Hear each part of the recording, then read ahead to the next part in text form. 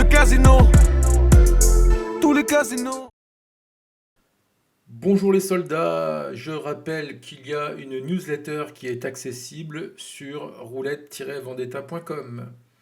Voilà, donc je tiens à remercier Raphaël tout d'abord qui m'a donné en commentaire de ma précédente vidéo l'idée un petit peu de cette vidéo qui est consacrée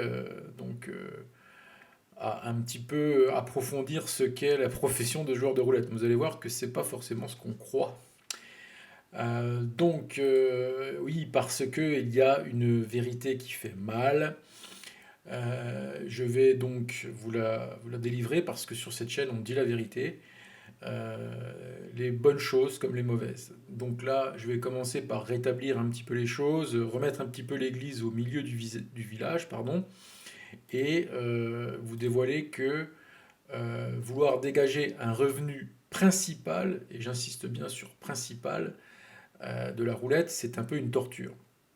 Alors évidemment, comme je disais dans une de mes précédentes vidéos, il y a 0,01% de la population pour qui ce ne sera pas une torture, mais ça reste vraiment quand même assez rare. Et pour le commun des mortels, y compris moi, j'ai déjà essayé justement de n'avoir que comme revenu la roulette.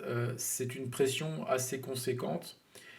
Et donc, imaginez-vous, à la roulette, l'ennemi juré du joueur de roulette, c'est de perdre son bankroll. Parce que le bankroll, c'est ce qui nous sert à travailler à la roulette. Donc, c'est-à-dire que si vous venez avec 200 euros, ces 200 euros-là, finalement, c'est un outil. Ils vous servent à générer un profit. Par exemple, vous allez de 200 à 250, donc vous faites 50 euros de profit. Mais vraiment, la chose la plus horrible, bah, c'est de perdre votre bankroll. C'est-à-dire que vous avez mal joué, il vous est arrivé quelque chose d'assez inattendu, autant dans les résultats que dans votre humeur, peu importe. Le résultat est là, vous avez perdu votre bankroll. Et dans ces cas-là, ça veut dire que vous allez devoir le remettre de votre poche. Et c'est là, en général, que les gens, je vous le dis, commencent à tomber dans l'endettement et dans une spirale infernale. Parce que quand on commence à perdre son bankroll, quand on revient la prochaine fois, on n'encaisse pas parce qu'on se dit c'est pas assez, parce que ce que je suis en train de générer comme profit est inférieur à mon précédent bankroll. Donc, expliqué comme ça a l'air simple. Effectivement, on se rend compte que voilà, c'est mathématiquement assez simple à comprendre. C'est que il faut absolument pourtant encaisser, on le dit jamais assez, mais comme on est parasité dans notre esprit par les précédentes parties, parce que même des fois il peut y en avoir plusieurs de pertes de bankroll, on n'arrive plus à encaisser. C'est-à-dire que même si on fait un bénéfice qui en temps normal serait le bienvenu, par exemple 50 euros, bah, vous n'arrivez même pas à les encaisser. Ça fait que bah, vous tombez dans une espèce de boucle infernale comme le jour de la marmotte, un jour sans fin. C'est-à-dire que vous reperdez encore votre bankroll. Mais vous imaginez bien que perdre plusieurs fois un bankroll d'affilée, c'est mortel, surtout si on n'a que ça comme revenu et qu'on n'a pas, enfin qu'on veut, qu'on se donne pour priorité de n'avoir que ça comme revenu, c'est-à-dire la roulette, et donc de perdre notre outil de travail, c'est-à-dire qu'on non seulement on ne peut plus faire rentrer d'argent, mais en plus on est perdant d'un argent qui au départ était à nous. Et c'est pour ça que moi, ce que je préconise, et moi, ce que je souhaite faire, c'est d'utiliser la roulette comme un complément de revenu. Comme ça, on peut être assez patient dans notre déroulé, dans notre stratégie. On n'est pas le couteau sous la gorge, parce que le problème, c'est que les frais, eux, sont mensuels. Par contre, les bons coups à la roulette sont aléatoires. Il y a des bons coups, mais il faut avoir la patience de revenir, de faire des parties moyennes où on va peut-être faire 20 euros, 50 euros. Et puis il y a d'autres parties qui sont beaucoup plus intéressantes parce que vous avez vu ce foutu numéro à taper fort dessus. Et hop, vous le chopez, ce fameux numéro. Et voilà, boum, vous multipliez par 2 votre bankroll ou même par 3. Et là, évidemment, mais on ne sait pas quand ça tombe.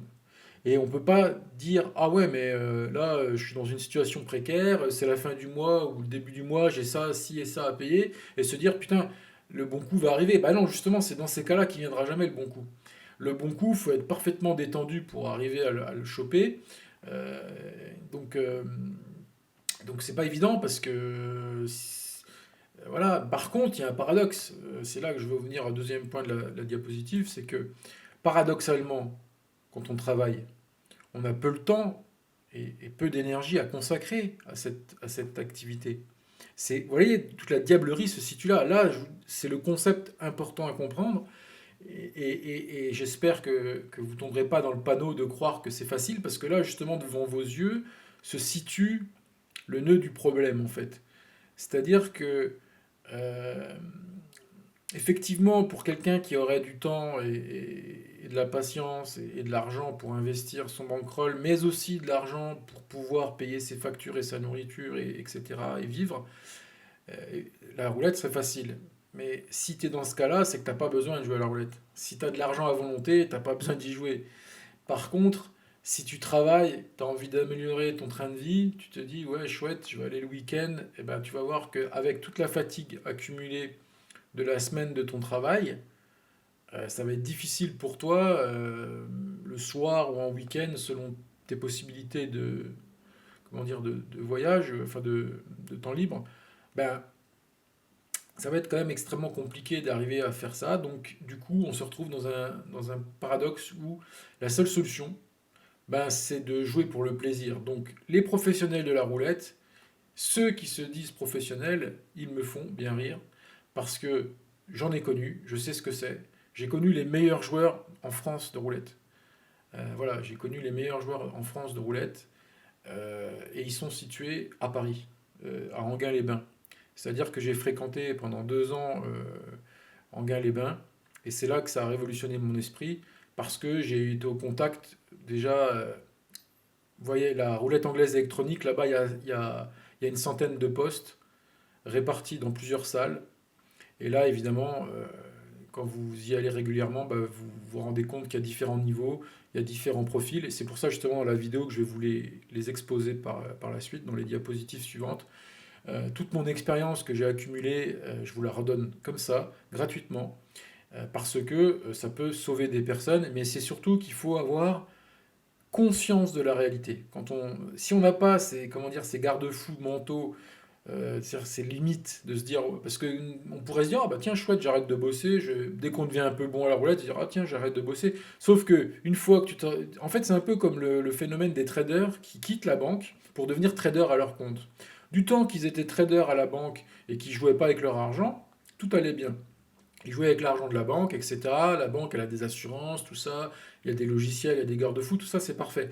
Après, le trader se met à son compte, et là, tout d'un coup, il a le couteau sous la gorge, il y a la femme et les enfants qui pleurent, et il doit payer les factures, etc. Et là, tout d'un coup, il perd son flow, il perd son état de flow, il perd son état de concentration, il perd ses nerfs et tout ce qui va avec. Donc, à la roulette, c'est exactement pareil. Le mec qui va jouer tranquillement le week-end comme ça, il va dire, ah putain, c'est facile, tiens, j'ai fait 100 balles, tiens, l'autre fois. Ouais, sauf que bah, le jour où tu voudras en vivre, là, ce sera plus pareil. Donc, moi, j'en ai connu quand vivais, mais en fait, c'est vraiment 0,0001 des jeux.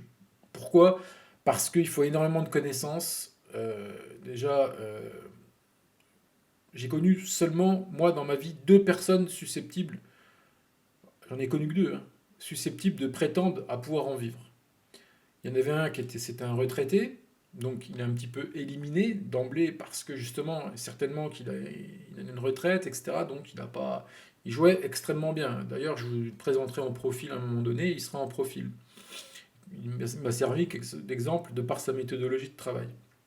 Donc, après, la deuxième personne que j'ai connue, c'était quelqu'un qui apparemment en vivait parce que je le voyais tous les jours, il gagnait. Donc c'est simple. Tous les jours, je le voyais pendant des semaines et des semaines, donc il n'y avait pas de tricherie possible, ou bien d'aléatoire. C'est-à-dire, quand vous ne voyez pas tout le temps quelqu'un, etc., et que vous le voyez gagner, vous n'êtes pas forcément là le jour où il perd.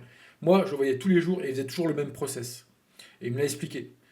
Donc moi, je m'en suis fortement inspiré, mais il est dégradé. Mon principal... enfin, je vais vous expliquer pourquoi très simplement, c'est qu'en fait, lui, il a appris par cœur les secteurs. Donc ça fait qu'il a un avantage sur moi que je n'ai pas. Je n'ai pas eu encore. Alors j'y travaille. J'y travaille à apprendre les secteurs. Et c'est sûr que plus on connaît les secteurs, eh ben, plus on peut jouer justement au secteur, quoi. Parce qu'en fait, la boule, elle va de secteur en secteur.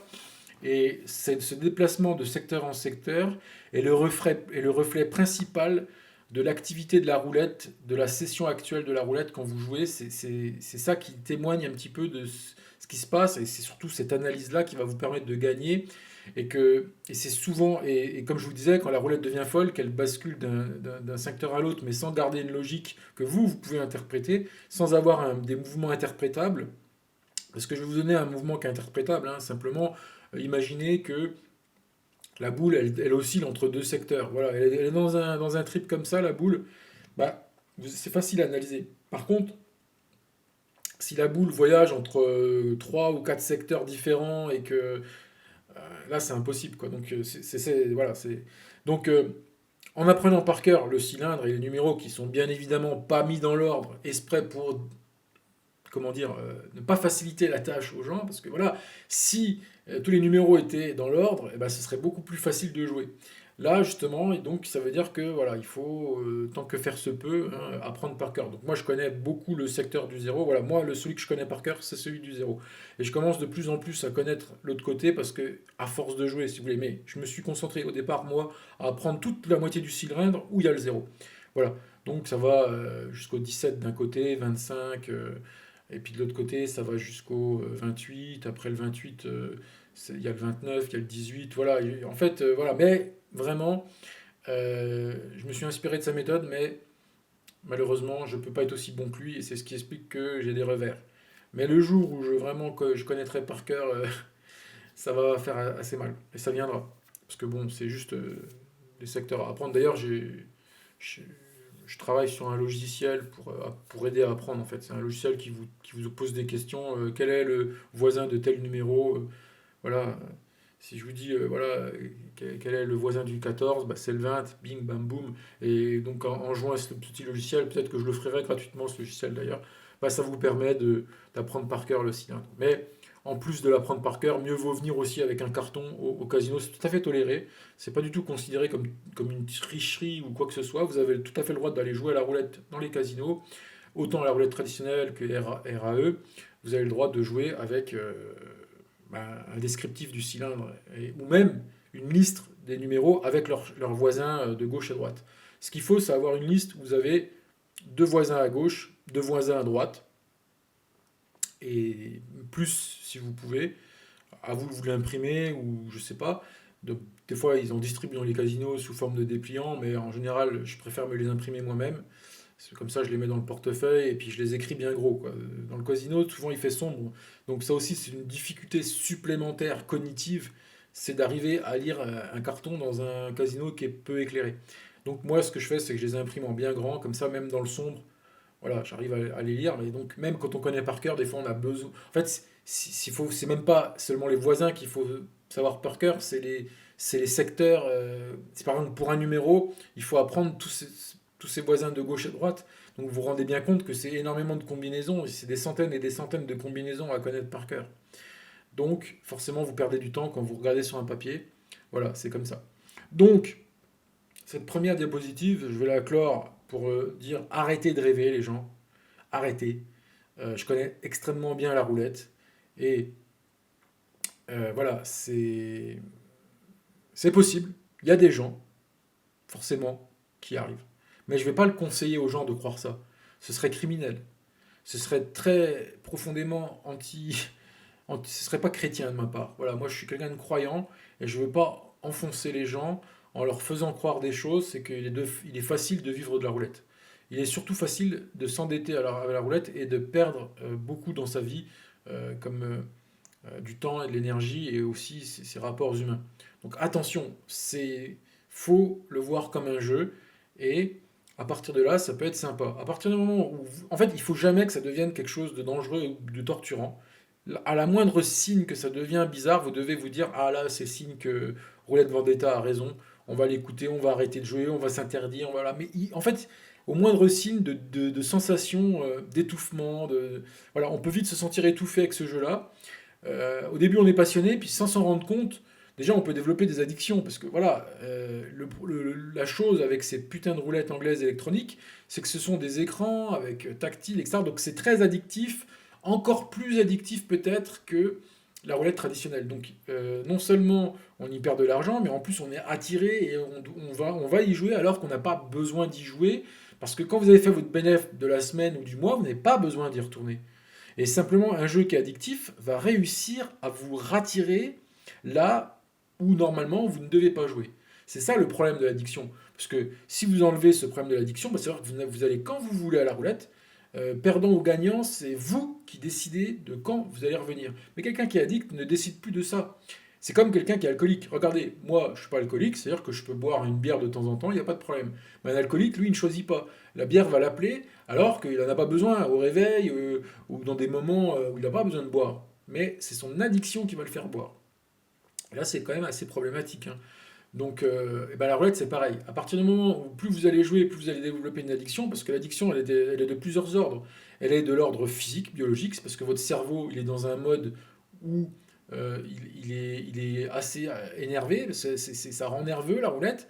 Et puis, en plus, quand vous êtes assez passionné, etc., bah, ça prend toute une place dans votre vie. Et après, si vous n'avez plus rien derrière pour comment dire, remplacer dans votre temps libre, bah, vous vous retrouvez un petit peu le cul dans l'eau, j'ai plus rien à faire. Voilà, en fait, il ne faut pas qu'une activité prenne tout votre esprit et tout votre temps libre, parce que le jour où justement il sera nécessaire de vraiment arrêter, vous allez vous retrouver sans rien à faire et avec un immense vide émotionnel, etc. Donc il faut éviter de trop se projeter dans la roulette. Et c'est quelque chose, voilà, comme je vous dis, on a des obligations dans la vie.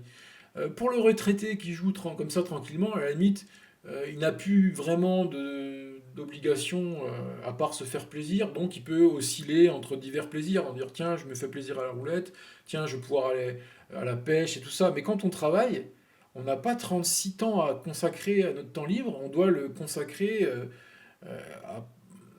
à des choses qui nous font aussi du bien, quoi. Je veux dire, donc si vous travaillez et puis qu'après vous faites du mal à la roulette le week-end, il n'y a plus d'intérêt en fait. Donc voilà, le signal c'est que vous devez toujours rester, vous sentir bien. Vous sentir bien, par contre, il ne faut pas se mentir à soi-même. Voilà, parce que on peut toujours se mentir à soi-même. C'est toujours ça, c'est même moi je le fais. Je suis un menteur. Je suis un menteur et je me mens à moi-même régulièrement. C'est comme ça. Il faut l'admettre. Il faut admettre déjà qu'on est un être humain avant d'aller à la roulette. Si vous êtes monsieur, je sais tout. Vous savez, les monsieur je sais tout du fond de table, qui ont tout vu, tout entendu et qui vous font des leçons. euh, En général, s'ils vont à la roulette, ils vont vite se prendre des déculottés à n'en plus finir. Parce que justement, il n'y a aucune certitude et personne n'est plus fort que la roulette. Ça n'existe pas. Il y a juste des gens qui sont très disciplinés, mais pour une raison ou pour une autre, ils pourraient arrêter d'être disciplinés. Donc, c'est pas des dieux. C'est-à-dire que voilà, celui que j'ai connu qui jouait très bien, qui s'appelait Eric, demain, voilà, il peut y arriver un pépin quelconque, et puis là, du coup, il va se retrouver endetté. D'ailleurs, Servet, hein, il y a des histoires de personnes qui sont et qui ont été gagnantes à des gros montants, puis qui ont tout perdu, hein. La roulette, si vous voulez, ça vous brûle les doigts. Alors, il y a encore une difficulté supplémentaire, après tout ce que je vous ai dit, si ça vous rebute pas, c'est que vous êtes motivé, c'est qu'après, quand on gagne de l'argent comme ça, un petit peu virtuel, il nous brûle les doigts. Donc, si vous faites un coup de 3000 balles, allez vite les poser dans une boîte en fer et vous mettez la clé au fond du puits, puis vous y touchez pas, parce que sinon vous allez les remettre dans le jeu. Et puis là, non, il faut faire des choses bien quand on gagne. Faites-vous un voyage ou quelque chose. Ça arrive de taper fort, et j'en vois souvent. Je vois des gens, ils jouent jamais, ils viennent, ils tapent un 3000 balles à la roulette. Et je les vois jamais. Parce que c'est des mecs, ils viennent, ils ont un coup de bol, ils repartent. Voilà. Donc, et nous, on joue tout le temps, on a moins de coups de bol. Parce que plus on va jouer, moins on aura de coups de bol. Donc, c'est vraiment, je vous dis, tout est une affaire de paradoxe. La roulette est un jeu paradoxal. Voilà, comme je vous ai déjà expliqué dans la vidéo précédente, la roulette anglaise électronique, finalement, même si elle apporte certains avantages, elle apporte aussi certains inconvénients. Donc finalement, si on compare à une roulette traditionnelle, même si on a l'impression que c'est beaucoup plus facile de gagner de l'argent à la RAE, à la tradi, vous ferez peut-être aussi bien, ou c'est vrai que la technologie apporte un plus, mais qui se retourne aussi un peu contre vous. Donc finalement, qui équilibre un peu l'avantage qu'a la RAE sur la roulette tradi. Voilà. Donc maintenant, on va pouvoir passer à la suite, au profil de joueurs. Donc je vais vous exposer tous les profils de joueurs. En premier lieu, évidemment, on va parler de tous les profils qui sont positifs, hein. Donc parmi les profils que j'estime être positifs, c'est-à-dire qui ont bon esprit, il y a les ouvriers. Alors les ouvriers, il y en a plusieurs types. Le premier, c'est le père de famille. Alors le père de famille, c'est simplement quelqu'un qui vient et qui va jouer des petites sommes d'argent et qui va jouer, vous savez, des chances simples, ou bien des douzaines, ou bien voilà, des ensembles. Il va pas s'amuser à jouer les numéros, etc. Il va jouer vraiment des petites sommes sur la roulette. Et là, il va arriver à grimper petit à petit s'il est patient. Et c'est un jeu qui est assez sécurisé.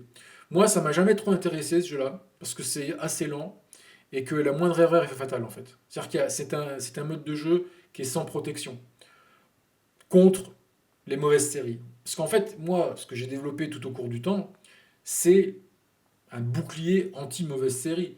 Parce que c'est ça qui est vraiment comment dire, le diablotin de la roulette qui va attaquer tout n'importe quel joueur de n'importe quel niveau, c'est la mauvaise série. C'est-à-dire que vous trouverez toujours un jeu contraire à ce que vous faites.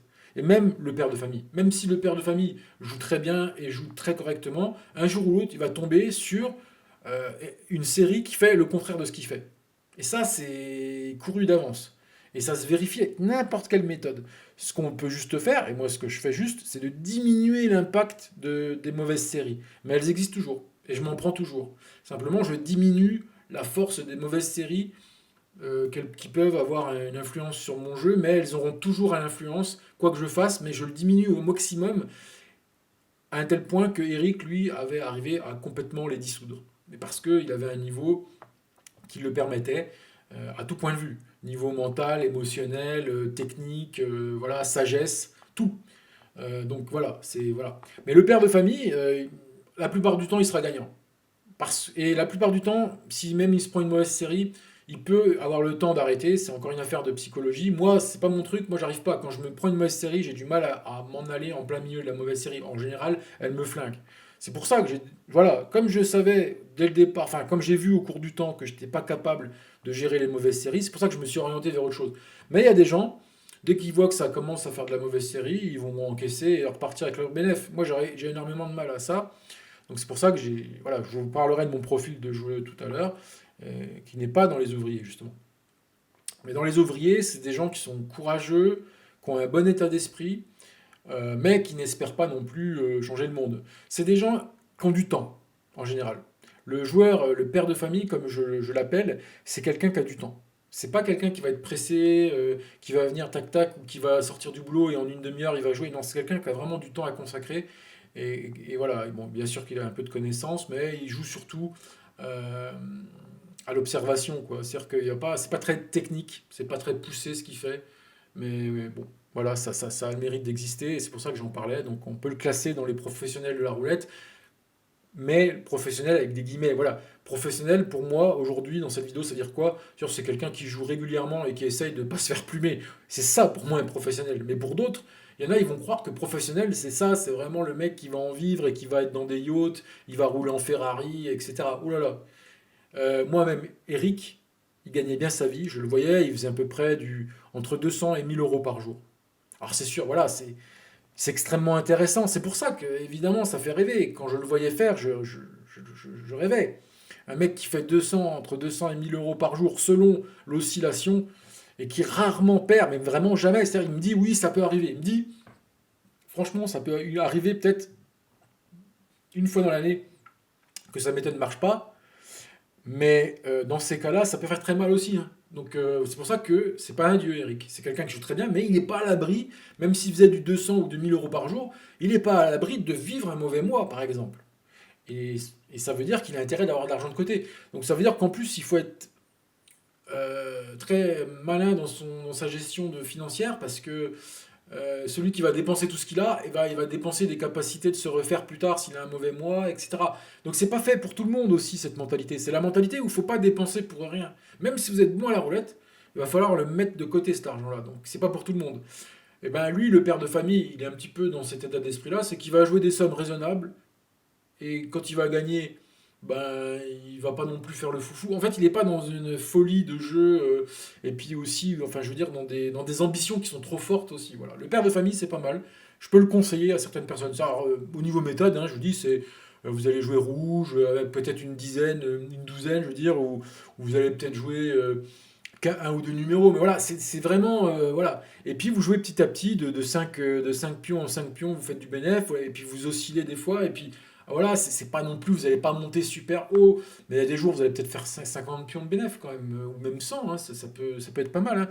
Et puis il y a des gens qui sont vraiment spécialistes de ça, euh, et qui jouent vraiment que ça, quoi. J'ai vu des spécialistes qui ne faisaient que cette méthode-là, ils étaient extrêmement patients, notamment c'était des Asiatiques, hein. Bon, les Asiatiques sont des personnes extrêmement patientes, ce sont de vrais serpents. En fait, c'est dans leur culture le jeu, hein. Dans la culture asiatique, vraiment le jeu, ça fait partie intégrante de leur culture, et ils ont un bon rapport à l'argent.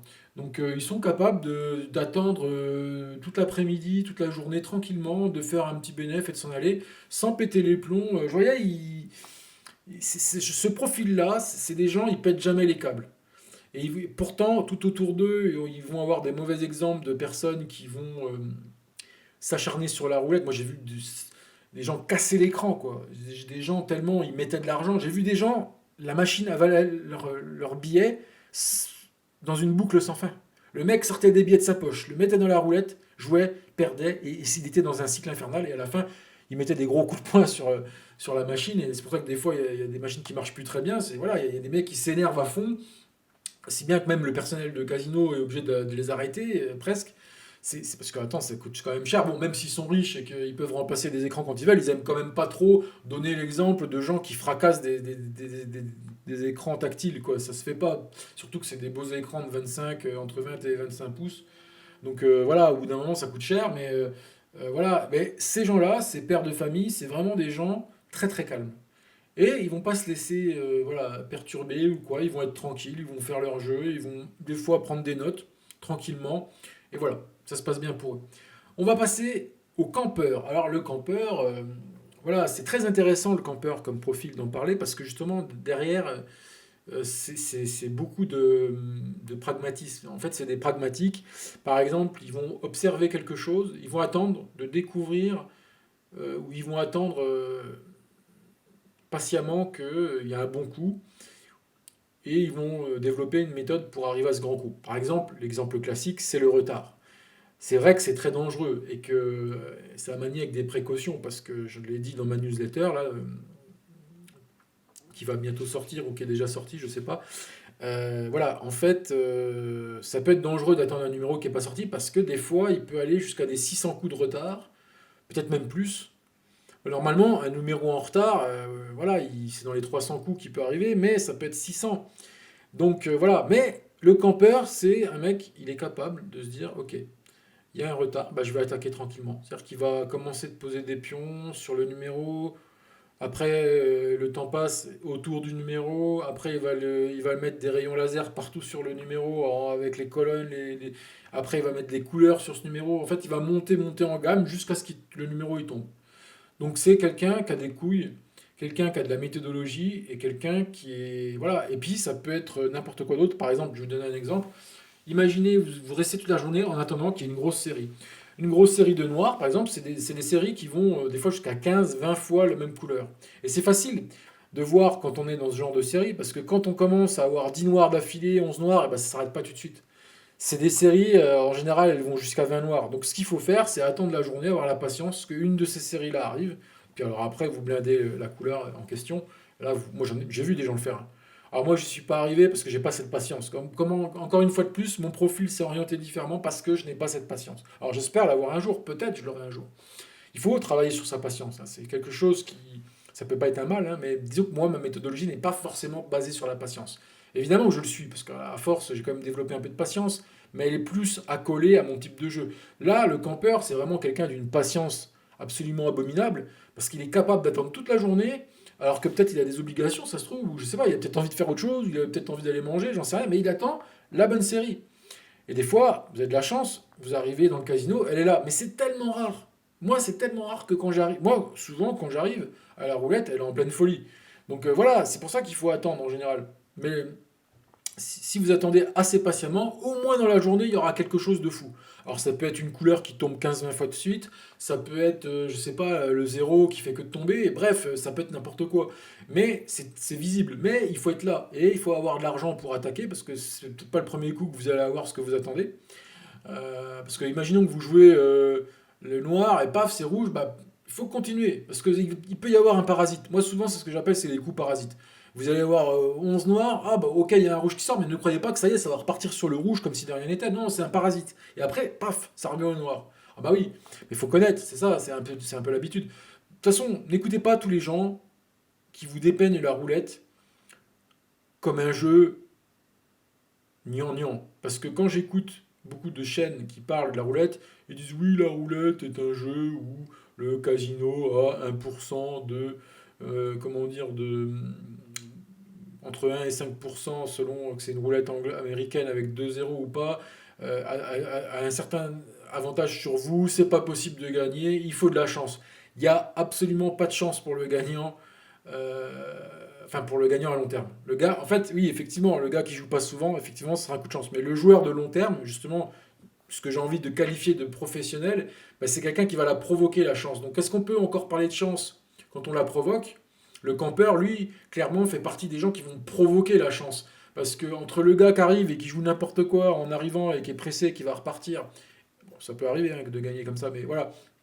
Et le campeur qui, lui, va attendre son heure, il y a un jour, c'est pas le même jeu. C'est comme s'il jouait pas au même jeu, en fait. Ah voilà, on n'est pas dans la même dimension. Et à tel point que le campeur est connu des casinos. Les casinos n'aiment pas les campeurs, surtout dans les roulettes traditionnelles, parce que j'ai discuté avec des professionnels justement de la roulette traditionnelle qui étaient là avant que les RAE n'existent. Parce qu'avant, c'était, voilà, il n'y avait pas d'électronique, et ben, euh, comment dire, ils fermaient les tables avant qu'il y ait assez de statistiques pour le campeur. Parce que le campeur, c'est quelqu'un qui va observer au départ, et puis la roulette, le croupier, il va changer, ne serait-ce que il va changer le cylindre ou il va fermer la table. Donc ça fait que toi derrière, tu as attendu et tu as observé, mais ils t'ont niqué. Le casino t'a niqué parce que toi, tu as noté les statistiques. Après, tu es sûr qu'à la fin, il y a tel numéro, il va finir par sortir.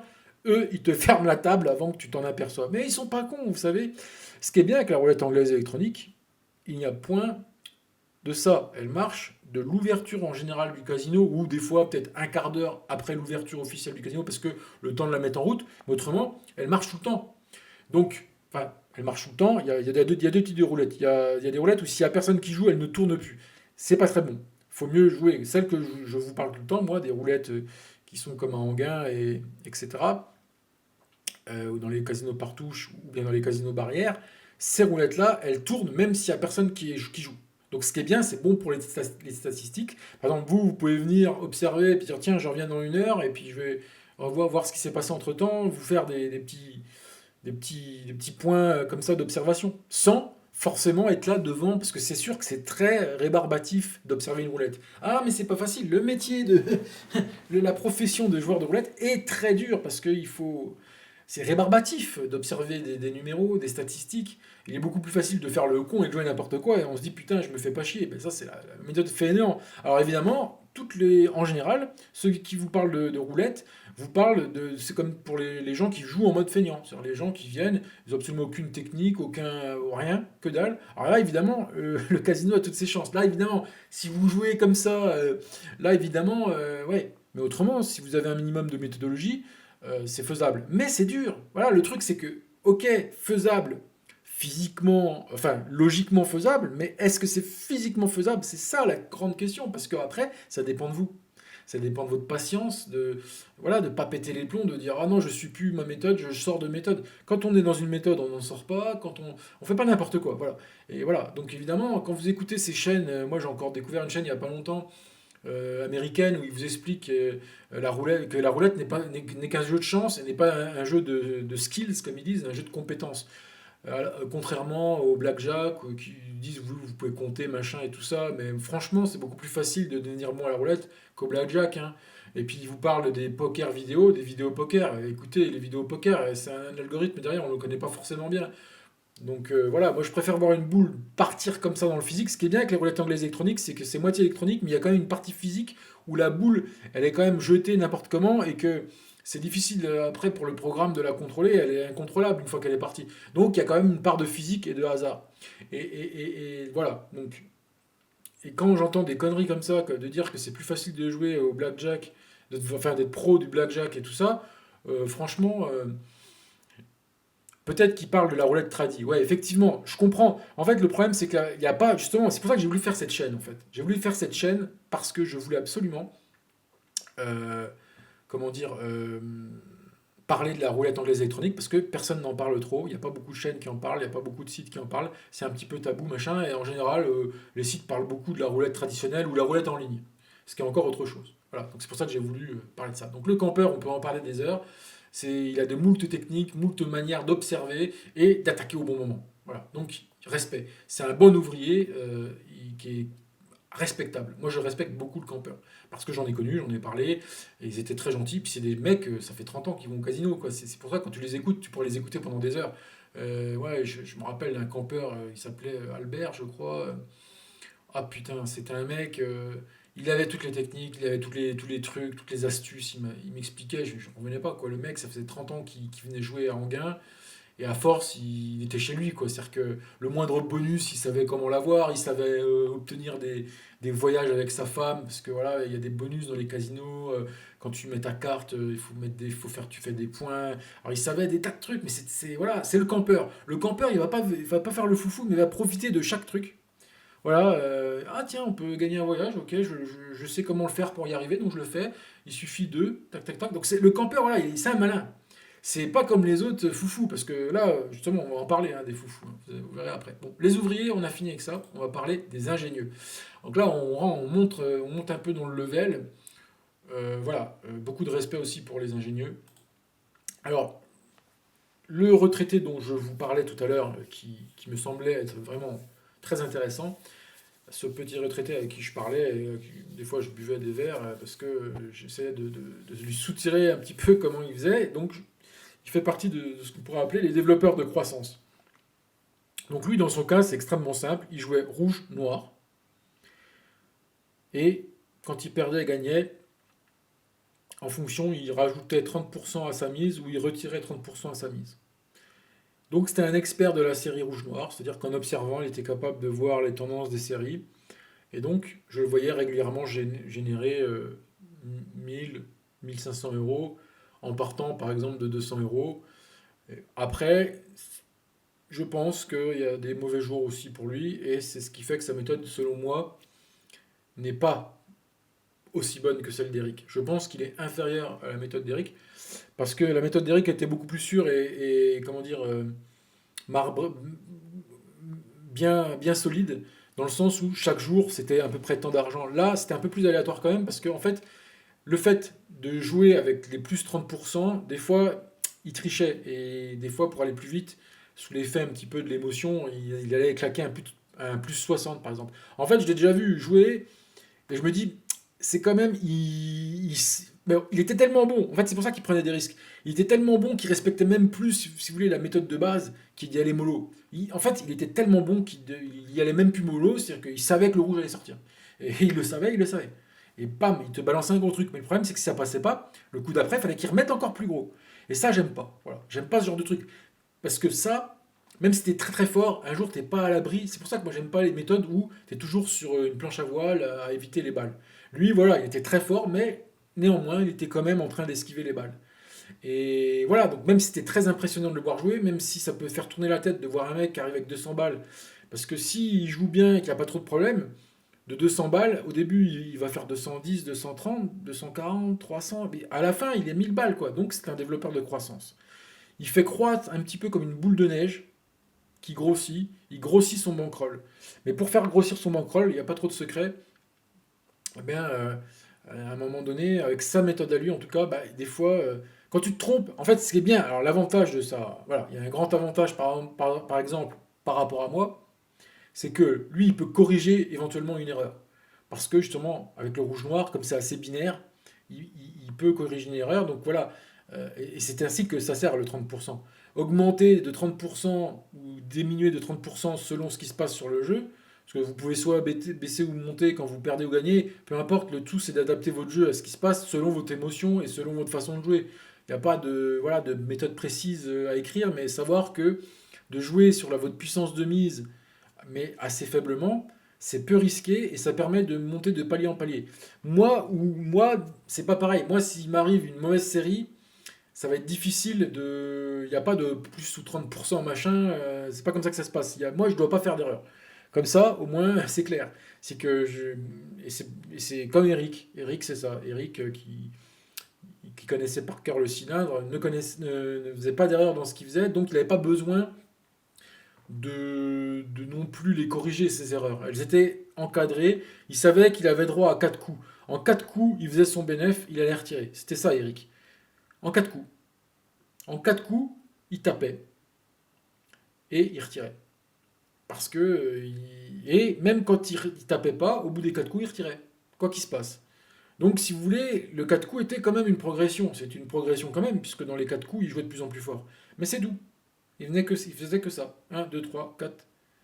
Et de plus en plus fort. Et comme il connaissait les secteurs par cœur, il regardait, il observait, il savait dans quel secteur ça tapait. Donc, en augmentant un petit peu sa puissance de mise dans les secteurs concernés, à un moment donné, ça touche. Et bim. Ah, c'était vraiment agréable à regarder aussi. Mais là, bon, je vous parle d'Eric, on va en parler après.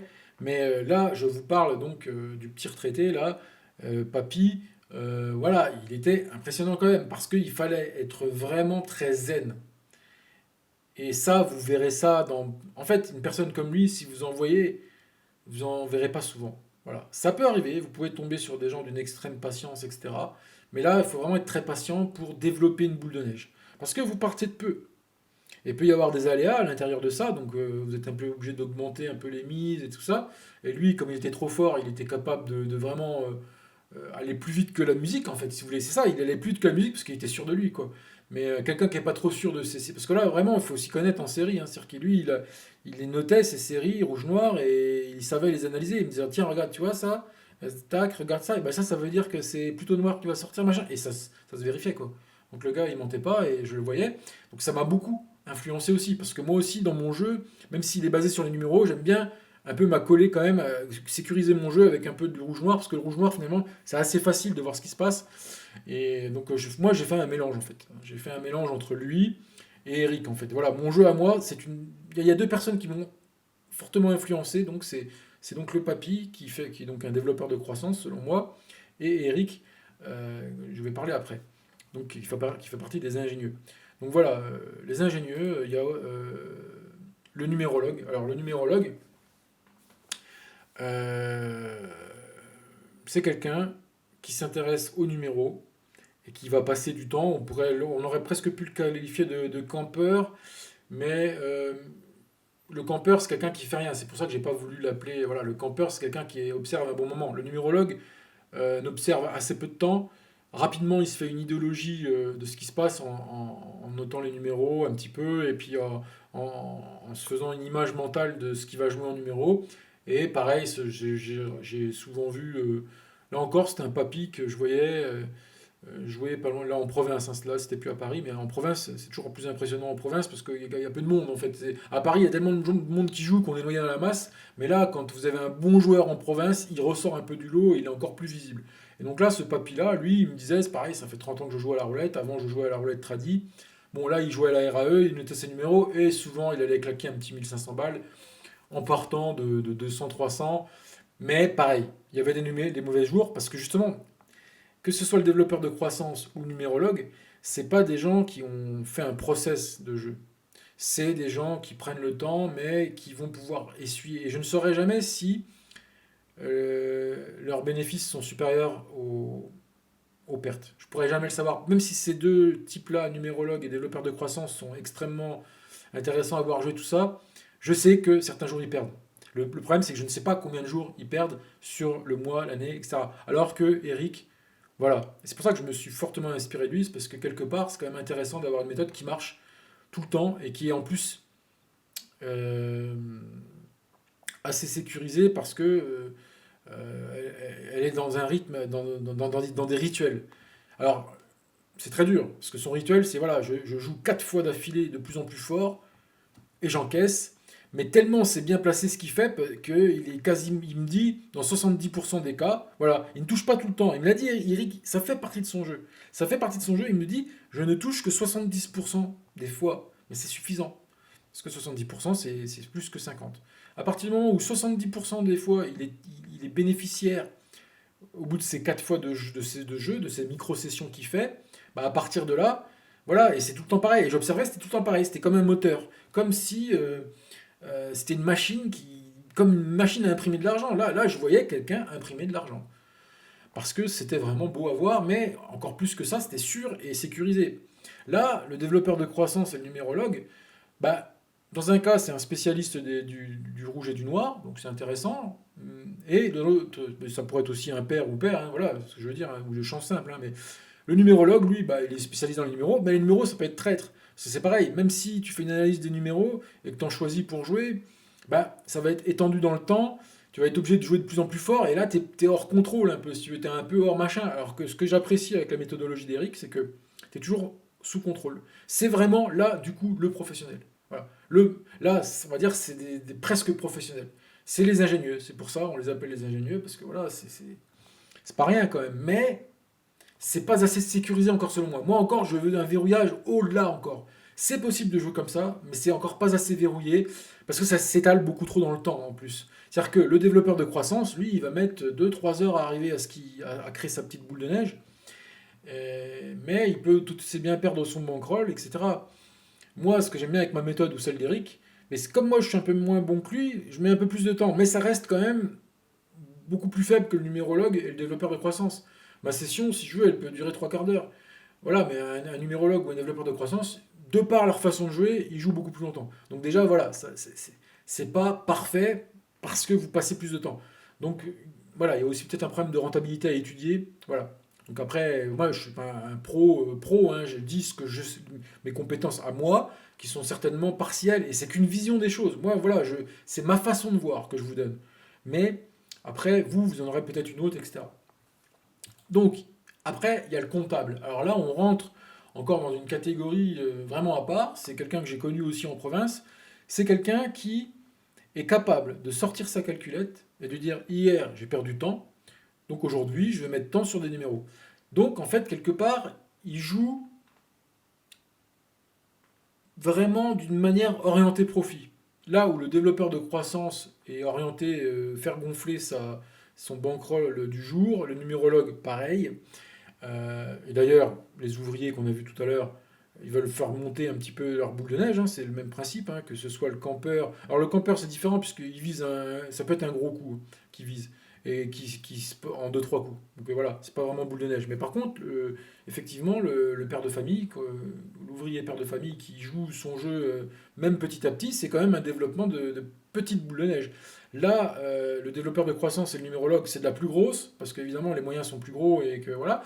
Et après, il y a le comptable. Alors lui, le principal désavantage que je vois au comptable, c'est qu'il est obligé d'avoir des énormes sommes d'argent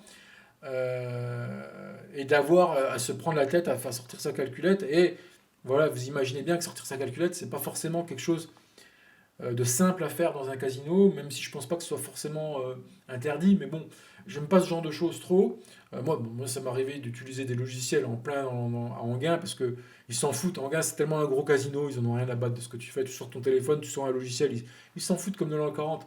Ils ont tellement de gens qui perdent à cette roulette. Il y a 200 ou même je sais plus combien de postes, mais il y a tellement de gogoles là-dedans qui jouent. Donc en fait, mais là, le comptable que moi j'ai vu, dans cette catégorie de profil, je l'ai vu en province, dans un petit casino. Mais il connaissait le personnel. Et je crois même qu'il connaissait un peu le directeur, parce que c'était une petite ville. Et on lui laissait faire extrêmement beaucoup de choses. Donc voilà. Mais en tout cas, sa technique est simple. C'est que voilà. Et par contre, il est extrêmement patient, parce que il est capable de jouer qu'un numéro. Bah, j'ai déjà vu jouer qu'un seul numéro jusqu'à ce qu'il sorte. Voilà, c'est quelqu'un d'extrêmement patient parce qu'il se base sur la vérité mathématique.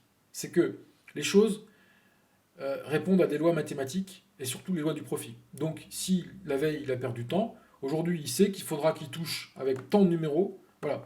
Pareil, je ne connais pas les limites de ça. Certainement qu'il y a des limites à ça. La technique du comptable paraissait pareil. Quand vous voyez un mec comme ça, c'est sûr, ça vous choque, voilà, ça vous intéresse, ça vous interpelle, vous avez envie d'en savoir plus. Mais attention, tout ce qui brille n'est pas or dans la vie. Et la vie m'a assez mis de gifs pour comprendre que, ok, ce sont des gens qu'on peut dire ingénieux, mais est-ce qu'ils sont vraiment bénéficiaires? Ça, mystère et boule de gomme. Euh, donc voilà, moi Eric, je crois que je l'ai même pas mis dans les profils. Eric, je crois que j'ai oublié de le mettre, ou je l'ai peut-être mis après, je sais pas, on va voir. Mais en tout cas, dans les ingénieux, c'est des gens qui sont quand même à saluer, c'est des gens à respecter, qui sont quand même largement, largement, largement plus intelligents que la moyenne, parce que eux, ils représentent, pareil, moins d'1% des joueurs. La plupart des gens que vous allez jouer, soit ils jouent sans méthode, ou soit ils en ont une, mais qui n'est pas parfaite, ou qui ne marche qu'une fois sur deux. Parce qu'il y a beaucoup de méthodes qui sont bonnes, mais qui ne marchent qu'une fois sur deux. Donc, on est sur du 50%, et 50% c'est pas suffisant pour faire du bénéfice. Comme Eric, qui est un vrai pro, lui faisait 70% de bénéfice. Voilà, voilà. Donc on va passer au scalper dont je fais partie. Donc voilà, je pense que... Alors je ne l'ai pas mis en dernier pour dire c'est les meilleurs, c'est simplement que j'avais envie de finir avec ma catégorie, donc les scalpers. Et voilà, il y a le trader. Je voulais en parler parce que ça peut être rigolo. C'est-à-dire c'est un mec qui vient, il joue, il joue tout ce qu'il a assez rapidement. Ça va aller très vite. C'est-à-dire qu'il va poser ce qu'il a, en général de manière assez forte, et ça passe ou ça casse. Alors évidemment, ce genre de mec, il n'a pas intérêt de venir avec sa carte bancaire, hein, parce que quand tu mets fort comme ça et puis que ça passe pas, tu as tout de suite envie de te refaire. Ce qu'il faut évidemment surtout pas faire. C'est que le trader, pour moi, c'est quelqu'un qu'il faut éviter, ça à éviter pour moi. Voilà, c'est pas quelque chose que je conseillerais. Parce que venir comme ça et essayer de taper fort direct comme ça, ok, des fois ça passe, mais des fois pas. Donc moi, justement, je joue à un jeu sécurisé qui fait que... Mais parler du trader, c'est un peu comme parler d'un contraire. Donc c'est le contraire de ce qu'il faut faire. Mais ça existe, mais ça nous permet de penser. Ça nous permet de... Voilà, comment dire, de poser notre esprit sur du concret. C'est-à-dire que tu pourrais très bien dire, je viens avec 200 balles, je pose tout sur un secteur parce que je vois qu'il est chaud, ça passe, ça me fait 1000 balles, ça passe pas, je suis perdant de 200 euros. Ça peut se justifier si, sur le mois, en répétant ça, tu vas gagner plus de fois que tu as perdu. Mais comme je ne l'ai jamais fait, je ne peux pas vous dire ça marche pas, je serais un menteur. Je pense que j'ai déjà vu des gens le faire, je sais que c'est possible. Alors de là à dire que sur un mois ça va être bon, après à vous de voir, mais moi je le ferai pas, quoi. Parce que c'est pas très agréable. Vous vous déplacez pour faire un one shot, après repartir. Parce qu'il faut surtout pas faire un deuxième shot, quoi. T'as perdu 200 balles, calme-toi, parce que tu vas remettre 200, tu sais comme ça faire. Et des fois, tu peux essuyer, voilà. Non, il faut, voilà. Donc après, quelqu'un en qui j'ai beaucoup d'admiration aussi, c'est le danseur. Le danseur, pareil, je l'ai rencontré en province. Comme quoi, il y a des très très bons joueurs en province. C'est un joueur qui joue dans deux trois casinos dans lesquels j'allais, et on se connaissait. On ne s'aimait pas trop parce que justement, on était un peu en concurrence, parce qu'on se disait, évidemment, on faisait un peu l'erreur de penser que trop de bons joueurs tueraient le casino, alors qu'en fait, même s'il y avait 2 3 ou même s'il y avait 10 bons joueurs, ça ne suffirait pas à casser les bénéfices d'un casino ou quoi que ce soit, mais on s'aimait pas trop, mais après, finalement, j'ai fini par comprendre. En fait, la première phase, c'est que je comprenais pas ce qu'il faisait.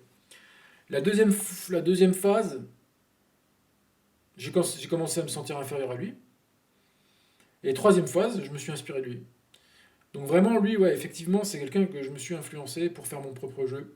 Mon jeu est un mélange du papy développeur de croissance. Donc moi, je suis un développeur de croissance, mais en beaucoup plus courte durée. Je m'inspire du danseur, je vais vous expliquer pourquoi, et aussi de Eric. Euh, donc Eric, je ne l'ai même pas mis parce qu'on pourrait le qualifier d'extraterrestre, mais on pourrait le qualifier de... Si, je pense qu'on va le qualifier de scalper, Eric, hein. Donc en tout cas, le danseur. Pour l'instant, on parle du danseur. Le danseur, c'est quoi? C'est simplement un mec qui, à chaque coup, change son jeu. Ce qui est totalement contraire à ce que je fais. Mais ça a le mérite d'exister et lui s'en sort extrêmement bien. Donc ça veut dire que cette méthode-là s'applique bien à lui. C'est sa façon de jouer. C'est-à-dire qu'à chaque coup, il rejoue un ensemble de dispositions de pions différents, à chaque coup. Et pourquoi? Parce qu'il essaye de suivre un petit peu ce qui se passe en couvrant 70% de la roulette. Il couvre toujours 70% de la roulette, en essayant de coller le plus intelligemment à la tendance, et ça passe.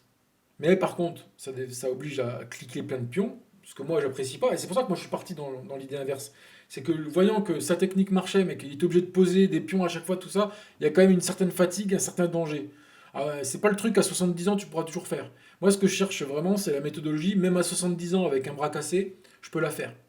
Et c'est pour ça que moi, justement, je ne change pas mon jeu. Mes positionnements restent le même. En tout cas, jusqu'à ce que j'atteigne ma cible. Ça peut être 3, 4 coups, 5 coups. Bon, évidemment, c'est pas éternel, hein, parce qu'après, il n'y a plus de pions. Mais Quand je vois que la disposition ne marche pas, je change. Mais là, il change à chaque fois. Donc ça veut dire qu'il faut être rapide, c'est fatigant. Mais en tout cas, ça marche bien parce qu'il est toujours. c'est- J'ai jamais vu se prendre de veste et il arrive à créer en général quand il vient 200, 300 pions. Donc si c'est des euros, des pions en euros, bah, ça fait 300 balles par jour, quoi, ce qui est quand même franchement pas mal. Donc c'est un mec, beaucoup de respect pour lui.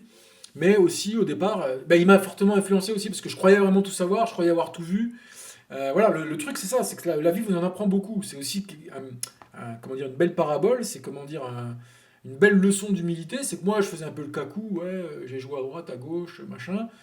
Résultat, tu te fais impressionner, tu te sens même inférieur parce que lui, il était plus sûr que moi par le fait. Parce qu'en fait, ce qui détermine les joueurs entre eux, c'est leur certitude en eux-mêmes. Vous mettez 10 Gugus dans une roulette. S'il y en a un qui est sûr de lui, ben voilà, tranquille pour lui. Mais les autres sont pas sûrs et au cours du temps, c'est comme un personnage en argile qui se fissure. Voilà, quand vous n'êtes pas sûr de votre jeu, le temps passe et la roulette elle vous fait des coups de pression quoi. Et donc voilà, c'est ça le truc, c'est que soit vous la prenez en coup de pression la roulette, soit vous avez une méthodologie dont vous êtes sûr à 100%. Et voilà, et le danseur en fait partie. Et c'est ça que j'aime bien, c'est parce que le danseur et Eric, c'est des gens où on peut vérifier vraiment qu'ils sont gagnants parce que tu les vois tous les jours, enfin, à chaque fois que tu les vois, ils sont gagnants. Et que tu vois et tu comprends que c'est une manière sécurisée, mais qu'après ils peuvent se louper. En fait, ce qui peut, c'est la variable humaine, hein, comme je dis toujours, hein, on est des humains. Donc c'est pour ça que j'ai essayé, moi aussi, en fait, dans ma méthode, j'essaie de diminuer ce facteur humain. Parce que comme je vous dis, le danseur, c'est pour ça que j'ai appelé danseur, c'est qu'il danse entre chaque tour, et que c'est fatigant, mais que c'est beau à voir. C'est beau parce que, en fait, la boule, il suit la boule quelque part. Mais d'ailleurs, moi, j'avais déjà arrivé à faire des belles choses. J'ai déjà fait le danseur. Ah oui, de toute façon, on est tous un peu danseurs au départ. En fait, danseur, souvent, c'est la méthodologie du débutant. Mais il le fait mal. En général, et comme moi d'ailleurs, je l'ai fait, mais je le faisais mal. Le danseur, lui, il le fait très bien. C'est-à-dire que pas un pion de trop, pas un pion en moins ou de plus. C'est-à-dire 70% à chaque fois. Et de manière tellement bien faite que parce que des fois il va rajouter juste un petit pion là où il faut, peut-être sur le dernier qui est sorti. Il y a vraiment, c'est très fin ce qu'il fait, c'est vraiment de l'orfèvrerie, hein. Mais ça marche, mais ça m'a beaucoup influencé parce que je me suis dit, déjà premièrement c'est la preuve que même en province là où il n'y a pas beaucoup de joueurs, parce que j'avais un doute à l'époque parce que je me dis dans les grands casinos peut-être que c'est plus facile de créer du bénéfice et j'avais un doute. Dans les casinos de province il y a beaucoup moins de joueurs et je me dis mais est-ce que vraiment dans ce genre d'endroit, est-ce que la machine elle n'a pas un calcul qui dit voilà il y a moins, vraiment j'étais dans des délires, hein. Mais là, en fait, les gens que j'ai vus, bah, que ce soit le numérologue ou que ce soit le comptable, etc., j'ai vu des gens faire des belles, belles, belles choses qui montrent que vraiment on n'est pas dans la supercherie, quoi. Mais justement, il m'a aidé pour ça, parce qu'à partir du moment où j'étais convaincu, ça m'a donné comment dire, des croyances renforçantes, de la confiance en moi, en me disant je peux l'abattre. Si lui y arrive, si le danseur y arrive, je peux le faire. Parce que c'est un jeu qui me parlait plus que le numérologue et le comptable. Je les ai vus, ces mecs-là, ils m'ont impressionné, mais je me suis dit, je ne peux pas faire comme eux. Je ne veux pas être le gars qui va rester avec sa calculette ou bien calculer des trucs et tout. Combien il me faut aujourd'hui, combien il faut que je mette 7 pions sur un numéro, il faut que je mette 900 balles dans la machine, ouh là là.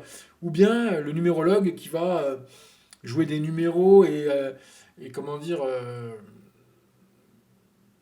va se mettre un petit peu un couteau sous la gorge en disant soit j'ai choisi les bons ou soit pas. Donc voilà, et en fait tu peux pas tout jouer. Quand tu la joues numérologue, tu choisis un ensemble de numéros et tu t'y tiens, bah, tu peux pas changer en cours de route même si tu es trompé. Donc ça peut faire très mal aussi. Moi ce que j'ai, c'est un jeu, voilà, on va y venir. Bon, je me considère être un architecte. Voilà. Et Eric aussi. Eric, voilà, justement, je ne me rappelais plus si je pouvais l'inclure, parce que voilà, je manque un peu je mange pas assez de poisson, j'ai oublié, mais Eric et moi faisons, j'estime, partie des architectes. C'est-à-dire qu'on construit, comment dire, on construit un piège. Un piège pour la boule. Et c'est un mi-chemin entre tout ce qu'on a vu jusqu'à maintenant, en fait. C'est un mélange de tout ce qu'on a vu. En tout cas dans mon cas, parce que je me différencie d'Eric dans le sens où lui ne protège pas. Il est tellement fort qu'il n'a pas besoin de protéger avec l'extérieur. Parce que, comme je vous dis, lui, au moins, il connaît vraiment par cœur les secteurs. Donc, sa connaissance des secteurs lui permet d'avoir moins de potentiel d'erreur que moi. Moi, ce petit potentiel d'erreur que j'ai, parce que je ne connais pas par cœur le cylindre de la roulette, fait que je suis obligé de beaucoup plus sécuriser ce que je fais et d'y aller beaucoup plus mollo, étape par étape. Et, mais je peux faire des 100% de gain, quoi. Je peux gagner, par exemple, si je viens avec 200 balles, repartir avec 400. Ça peut très bien arriver, donc c'est une bonne méthode qui, si elle ne donne pas autant que Eric, donne autant que le danseur. Je suis à peu près dans les mêmes ordres de bénéfices que le danseur, mais sans la fatigue de devoir changer mon jeu à chaque coup. Je le change régulièrement, mais pas à chaque coup. Lui, c'est quand même impressionnant. Tous les 45 secondes, il redéploie un jeu, et pas qu'un petit, hein. C'est un jeu qui couvre 70%, donc il est extrêmement rapide. Le danseur, voilà, vraiment ce qui le caractérise, c'est sa rapidité d'exécution, et ce qui m'a inspiré. Parce que je me suis dit, si lui, il est capable d'avoir une rapidité comme ça, mais moi, si je change simplement mon jeu de temps en temps, bah voilà, c'est encore plus faisable en fait. C'est ça que je me suis dit. Donc effectivement, moi je change moins souvent mon jeu. J'essaye d'avoir une cible. Lui, sa cible, c'est chaque tour en fait. Chaque tour, il essaye de choper un petit peu de profit. Parce qu'évidemment, en mettant 70%, le profit n'est pas grand. Chez le danseur, à chaque tour, il gagne 10 pions, pas plus. 20, des fois un peu plus. Mais parce qu'il a mis un pion à un endroit. Mais voilà, en règle générale, le truc, c'est ça. Moi, je vise une cible. Alors, au lieu que ce soit en 4 coups, pas comme Eric, moi, ça va être plus 8, 10, voilà. Mais à la fin, c'est pour toucher quelque chose d'assez intéressant. Ça peut être 50 pions, 100 pions, 200 pions. Parce que, en fait, ta cible, c'est pas toi qui décides de sa teneur. Et encore une fois de plus, parmi tous les profils que je vous ai montrés de joueurs, tu choisis pas les bons coups, les mauvais coups, les bons jours et les mauvais jours. Par exemple, le développeur de croissance avait des moins bons jours que d'autres. Et des fois, il allait faire des super jours où il allait monter jusqu'à 1500 balles. Voilà. Mais c'est pas tous les jours. Donc c'est pas lui qui décide. Voilà. Le seul qui a vraiment une grande maîtrise sur ce qu'il fait, et c'est à saluer, c'est le comptable. Effectivement, le comptable, lui, il est dans les maths pures. C'est-à-dire que voilà, il dit, voilà, donc il va canaliser le destin d'une manière mathématique. C'est-à-dire, il me faut tant, machin, et il va jouer euh, sur aussi les possibilités qu'offre la roulette d'augmenter. Parce que par exemple, s'il fait une attaque à 6 pions, parce que là, je vous en ai pas parlé, mais on peut faire une attaque à 6 pions. Vous faites une attaque, vous posez 6 pions. Donc, essayez de le choisir correctement en fonction de ce que vous avez vu, mais l'important c'est de se dire, ils vont tomber à un moment donné, c'est 6, mais s'ils ne tombent pas, bah, je rajoute un pion dessus. Donc voilà, vous avez 6, après vous avez 12 pions, donc voilà, et après vous pouvez aller jusqu'à 3 pions sur chaque truc, etc. Donc le comptable, c'est un peu ce genre de gars-là, quoi. C'est un peu le genre de gars, il sait ce qu'il a à faire, mais il sait aussi que il suffit d'attendre et ça passe. C'est aussi quelque part un campeur, mais un campeur qui va moins observer, qui sait déjà ce qu'il va faire. Il sait ce qu'il va faire parce qu'il l'a calculé. Et il sait qu'il va falloir qu'il mette temps et que si ça tombe pas, qu'il faudra qu'il rajoute temps. Voilà, il sait tout ça. Donc, c'est vraiment quelqu'un de précis et je le salue. Franchement, c'est quelqu'un d'extrêmement impressionnant. Bon, aparté, mis à part concernant le comptable, revenons à l'architecte, c'est moi, voilà. Donc moi, j'ai réussi à ça parce que, je vous en parlerai, il y a un logiciel qui m'a beaucoup aidé à comprendre pas mal de choses. Parce qu'en fait, il faut comprendre comment en fait, si vous voulez, il y a des catégories de numéros qu'on vous a jamais dit, je vais vous les dire. Il y a les numéros froids ou gelés, c'est-à-dire ils ne sont pas du tout sortis. Ensuite, vous avez les numéros tièdes. Les numéros tièdes, c'est ceux qui sont sortis au moins une fois. Et après, vous avez les numéros chauds. Donc en fait, vous avez trois types de sorties. À chaque fois qu'il y a une sortie, alors elle fait partie de l'une de ces catégories de manière sûre et certaine. Soit c'est un numéro qui n'est pas du tout sorti, alors tout dépend quelle antériorité vous prenez. Vous pouvez prendre 500 coups, parce qu'en fait, par exemple, dans les roulettes chez Partouche et Barrière, donc ces fameuses Nova, je sais plus quoi, là, ces machines-là, elles font des stats sur les 500 derniers coups. Mais c'est trompeur. Je vais vous avouer un secret, c'est que les seules stats qui sont vraiment, enfin, celles qui sont le plus la cerise sur le gâteau et que vous êtes vraiment à fignoler, c'est les 30 derniers coups. Si vous arrivez, malheureusement, ils ne vous les affichent pas. Parce que même dans les autres casinos, au maximum, ce sera 100 coups ou 50. Voilà. Mais 50, ça commence à être pas mal. Voilà. Des machines qui vous montrent les 50 derniers coups en termes qui basent sur les 50 derniers coups leurs stats, ça devient intéressant. Mais le mieux, c'est quand même les 37 derniers coups, puisqu'il y a 37 numéros à la roulette. Donc les 37 derniers coups ont vraiment une importance capitale sur comment dire, la couleur, la météo du moment du tableau. voilà, de ce qui se passe.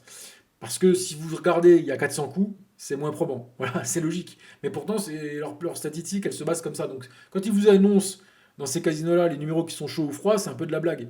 Donc, moi, justement, j'avais un logiciel sous la main. Je vous en parlerai. Je ferai une vidéo dans un jour, quand j'aurai le temps. Une vidéo qui vous montre ce logiciel, qui explique comment s'en servir, etc. Mais bon, après, dans certains casinos, on n'a pas le droit de s'en servir. Moi, je l'ai testé en gain, ce logiciel, parce que justement, à l'époque, ils autorisaient les gens à avoir leur téléphone. Bon, peut-être que ça a changé depuis, parce que je suis pas retourné depuis que j'ai déménagé de Paris. Voilà, j'ai quitté Paris il y a quelques temps.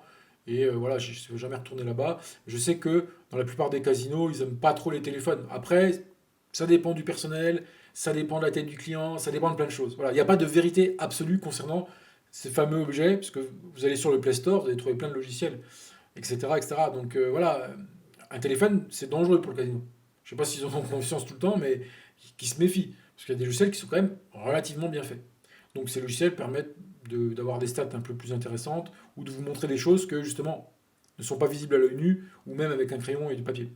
Donc moi, voilà, ce logiciel-là m'a pas forcément fait gagner parce que je savais pas forcément m'en servir encore, mais il m'a fait comprendre justement comment sortaient les numéros. Par exemple, je vais vous dire que quand il y a un numéro froid qui sort, il, il peut après avoir deux trois tièdes qui sortent. En fait, il y a des grappes. En fait, ils sortent aussi par grappes. Il y a des séries à l'intérieur de ces trois catégories. Donc, il faut apprendre. Et enfin, c'est pas qu'il faut apprendre à les repérer forcément, mais il faut les avoir à l'esprit pour comprendre comment que ça tombe. Parce qu'une fois que vous avez compris comment que ça tombe à une roulette, eh ben, c'est là que vous allez pouvoir développer être une architecture de jeu. Parce que l'architecture, il faut bien qu'elle se base sur quelque chose. Vous pouvez dire architecte au hasard. On pourrait très bien dire je place des pions au hasard. Mais c'est pas ça le but. Parce que le hasard, justement, là, pour le coup, c'est pas bon de jouer au hasard. Parce qu'il y a déjà du hasard, il y en a déjà assez. Donc n'en rajoutez pas en jouant au hasard. Euh, voilà, comme disaient certains joueurs, voilà, il faut mieux une méthode que pas de méthode. Donc l'architecte, il doit se baser sur quelque chose pour construire son architecture. Et justement, il se base, dans le cas d'Eric, par exemple, il se base sur les secteurs. Il arrive, il m'a dit, voilà, lui, sa technique est simple, vous pouvez essayer de la faire, hein, c'est tout, mais à mon avis, vous allez galérer, hein, parce que, en fait, comme je vous dis, il fait des croisements dans sa tête, il regarde les trois quatre derniers résultats, et il voit s'il y a des croisements de secteurs. Mais des fois, voilà, des croisements de secteurs, et si vraiment il y a des secteurs qui se croisent, si par exemple, s'il y a une boule qui sort, et parmi ses deux voisins, il y a un numéro qui est sorti il y a quelques temps, tout ça, ça veut dire que le secteur est chaud, et que ça a de fortes chances, dans les coups qui vont arriver, de revenir là. En tout cas, dans le secteur. C'est pour ça qu'il faut jouer en secteur. Le jouer en secteur, c'est large. Vous n'êtes pas obligé de savoir. Vous savez à peu près où ça tombe, mais vous pouvez rajouter un peu plus là où il y a encore plus de chances que ça tombe. Donc ça, il faut connaître par cœur les machins. Tout ça. Moi, je me base pas là-dessus. Lui, Eric, c'est sa façon de créer son architecture, qui est très louable. Hein, je l'admire, hein, c'est vraiment bien. Mais moi, comme je le répète, j'ai pas appris par cœur le secteur, j'ai tout obligé de faire autrement. Et donc, moi, je me base justement sur ça. Je me base sur une imagerie mentale que j'ai qui n'est pas forcément difficile, facilement explicable, mais en tout cas, c'est comme ça que je fais, c'est-à-dire que j'ai une image dans la tête un peu de ce qui se passe, de ce qui sort, qui ne sort pas, de ce qui va peut-être sortir, et donc du coup, bah, j'essaye d'avoir raison. En fait, il faut se rappeler d'une chose. Jouer à la roulette, c'est prévoir ce qui va sortir. Et ceux qui parlent de jeu de chance n'ont absolument rien compris. Un jeu de chance, ça voudrait dire que, justement, tu ne peux pas essayer de prédire ce qui va sortir. Mais au contraire, la roulette, justement, c'est un jeu où tu peux essayer de le faire. Pourquoi? Parce qu'il n'y a que 37 cases. C'est pas, comment dire, jouer au loto, où il y a des millions de combinaisons, etc. Non. La roulette, il n'y a que 37 combinaisons. Et si tu ne serait-ce que tu le divises en 4 secteurs, ça fait 4 possibilités, en fait. Un peu comme rouge, noir, impair et pair. Là, je viens de te citer un découpage en 4, parfaitement, si tu enlèves le zéro, qui casse les bonbons, mais autrement, tu as un découpage en 4 qui est quasi parfait, mais tu peux faire pareil sur le cylindre. Le cylindre, tu peux le découper en 4. Donc, en fait, on a un dé à 4 faces quelque part. Donc, tout ça, il faut avoir en tête. Mais après, les numéros, eux, ils te servent à affiner ce que tu fais. Parce que moi, justement, dans mon cas, c'est un numéro en particulier qui va me faire décoller. Le reste des choses, c'est du maintien, c'est de la protection. Voilà, mais en fait, un numéro, c'est un coefficient, c'est un multiplicateur. Et donc, comme c'est x35, donc dire que il faut faire n'importe quoi et jouer au hasard, et que c'est de la chance, mais ceux qui vous disent ça, justement, c'est des gens qui travaillent pour les casinos. Tous les gens qui ont des discours comme ça, moi j'ai déjà parlé à des croupiers, un croupier vous dira toujours le même discours. Ah, on peut pas gagner à la roulette. Et vous dites, oh, bah, on ferait bien de le croire, puisqu'il travaille sur la roulette, il est croupier, et au fait, au final, comment dire, il sait, voilà, il est là, il voit. Et puis bon, mais en fait, non, tous ces gens-là, ils veulent surtout pas vous apprendre à jouer et comment il faut faire. Eux, justement, ils sont là, ils vous disent, jamais un croupier vous donnera des bons conseils pour gagner. Ne croyez, si vous croyez ça, c'est que vous êtes d'une naïveté. Voilà, tout le monde il est beau, tout le monde il est gentil, et le Père Noël il va arriver quoi. Ah non, ça se passe pas comme ça, non. Et justement, ces gens-là, quand vous les écoutez, ah bah non, la roulette, c'est un jeu de hasard, c'est de la chance, et puis en général, voilà, il n'y a pas à se casser la tête. Ah, faut pas se casser la tête avec la roulette, jouer n'importe quoi, voilà. Non, évidemment que non. Le but, c'est de créer un entonnoir vers la réussite.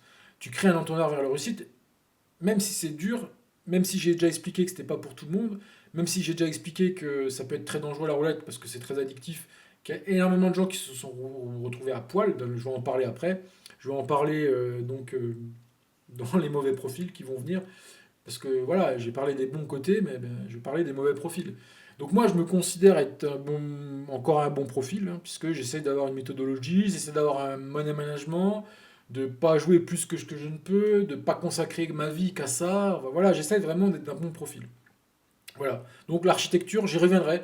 Je ferai certainement une vidéo plus poussée sur ma méthode. J'en avais déjà fait une qui s'appelait Le hasard est votre meilleur ami. Alors là, pour le coup, non seulement le hasard, c'est pas qu'un jeu de hasard, mais en plus c'est votre ami. C'est ça que j'ai voulu faire. J'ai voulu faire un peu un pied de nez à tout ce que racontent, même parfois des chaînes YouTube, mais les croupiers tout simplement. Les croupiers vous racontent des balivernes, des pipeaux. Parce que évidemment, eux, par contre, ils sont bien contents quand vous leur lâchez une pièce. Ah, si vous leur lâchez pas une pièce, ils vont vous regarder de travers. Donc ils sont contents que vous dépensiez de l'argent, parce que eux, que vous perdiez ou gagnez, eux, ils auront leur pourboire à la fin de la journée. Voilà. Mais voilà, alors après, il y en a qui sont de bonne foi, il y a certainement des croupiers qui n'ont jamais joué à la roulette, qui sont simplement là pour être croupiers et compter les points. Et donc voilà, mais je pense qu'il y a quand même des croupiers qui sont au courant qu'il y a des bons joueurs de roulette. Et j'ai discuté une fois avec un croupier qui l'a admis. Voilà, et comme par hasard, il m'a dit, écoutez, c'est vrai qu'il y a des gens, ils sont impressionnants, ils connaissent par cœur le cylindre, et qu'effectivement, les gens qui connaissent par cœur le cylindre ont plus de facilité à taper fort.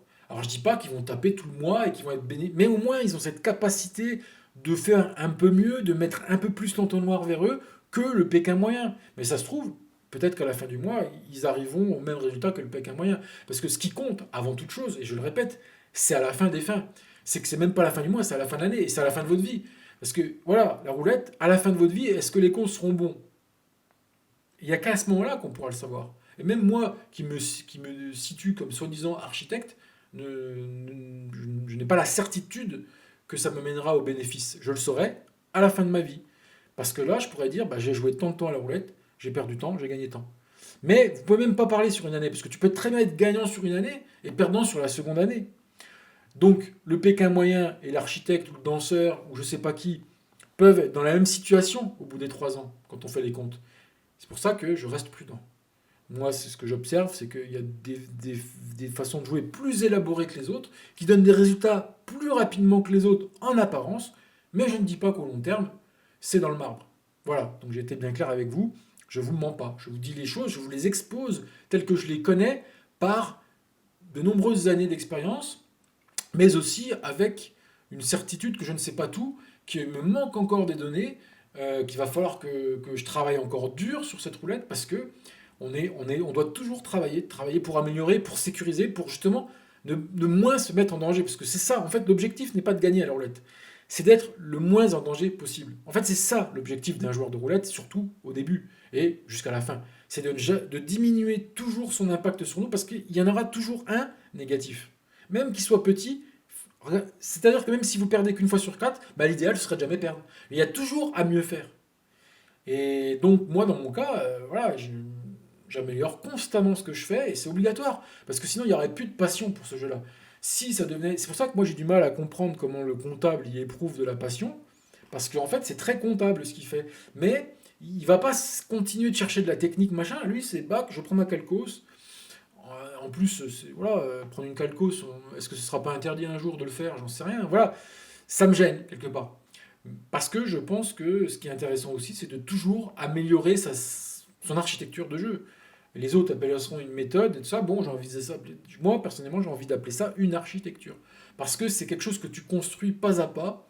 Là où le trader va arriver et boum, il te balance direct une architecture. Il va te blinder un secteur. Ça passe ou ça casse. Je trouve ça un petit peu brut de décoffrage, un petit peu trop viril, un petit peu trop, comment dire, archaïque, j'ai envie de dire, ou voilà, un petit peu trop, voilà, je sais pas. Pour moi, il y a de la finesse dans la roulette. Pour moi, la roulette est un jeu de finesse, c'est de l'art. Jouer. Quand vous voyez un bon joueur de roulette, c'est beau à voir. Voilà. Donc, on va passer aux choses qui fâchent. Il y a beaucoup de gens qui vont se reconnaître, y compris moi, puisque j'ai fait partie de ces catégories-là. J'ai eu des mélanges entre toutes ces catégories, certainement. Il y a le joueur stressé. On a tous été stressés, c'est pour ça que j'en parle en premier. Mais globalement, il y a de tous les styles, hein. Moi, j'ai connu des joueurs qui pleuraient à chaque coup, qui miaulaient, qui pleuraient. Alors, c'est très difficile d'avoir quelqu'un comme ça qui, à quelques pas de vous, qui miaule, qui pleure à chaque coup, on a l'impression qu'il prend un coup de couteau à chaque coup, parce qu'il est en train de perdre à chaque coup et qu'il arrive, ça le tue. Alors, tu peux aussi t'énerver, comme j'en ai parlé tout à l'heure, taper sur la machine. Tu peux aussi peut-être même, je sais pas, être désagréable avec quelqu'un sous l'effet de tout ça. Enfin bref, profil à éviter. Ne vous asseyez pas avec ce genre de personnes. Et il y a aussi des gens qui pensent tout savoir et voilà, vont vous dire ouais, il y a ça qui va sortir, il y a ci. En fait, ils vont vraiment essayer de vous commander presque, hein. C'est-à-dire, ils vont dire à ta place, je ferais ça aussi. Mais moi, j'ai envie de dire, les conseillers ne sont pas les pairs. Donc les profs, méfiance. Bien évidemment, et je vous parle même pas de certains profils dans les casinos qui veulent vous emprunter de l'argent, hein. J'en ai pas parlé parce que c'est quand même minoritaire. Mais il y a les profs, ceux qui veulent vous donner des leçons, puis après, il y a presque ceux qui voudraient jouer votre argent, puis il y a ceux qui voudraient vous en emprunter. Vous savez, les casinos, il y a déjà eu de la prostitution, par exemple, à Anguin, hein, dans les toilettes, hein. C'est-à-dire qu'il y avait des femmes qui étaient tellement en manque d'argent qu'elles se prostituaient dans les WC de... C'est ça le jeu, hein. Attention, les mauvais côtés du jeu, il y a des femmes qui se prostituent pour jouer, quoi, pour aller jouer leur machine à sous. Enfin, vous voyez, je parle même pas de ces profils-là, de tous je suis resté assez, on va dire, gentil, parce que, ouais, mais le prof s'est répandu. Bah, t'inquiète pas, le mec il sait, il va te faire gagner, mais il va surtout te faire perdre, et puis il va surtout te prendre la tête. Moi, j'aime pas qu'on me casse les couilles, je suis pas là pour faire des amis, moi, en fait, hein. J'ai cassé les couilles des autres pour apprendre, c'est vrai. J'ai essayé de me faire pote avec Papy, avec Eric, avec Albert, avec le comptable. En fait, tous les gens que j'ai vus qui jouaient très très bien, bah, évidemment, je- bah, évidemment que j'essaie de sympathiser, alors de manière intéressée. Voilà. Donc, j'étais cette catégorie-là au final. J'étais le catégorie bavard. Alors, le bavard, pareil, il faut essayer d'éviter. T'es pas là pour ça, en fait.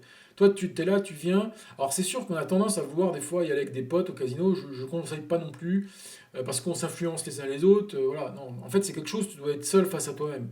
Il n'y a pas de je viens avec un ami ou avec mon père, mon frère ou je ne sais pas qui ou ce que tu veux, ma gonzesse. Non, non, c'est quelque chose de. Voilà, si tu veux vraiment être focus à 1 millier de pourcents, il y a intérêt que ta femme, elle comprenne. Si tu vas avec ta femme, faut qu'elle comprenne ce que tu fais.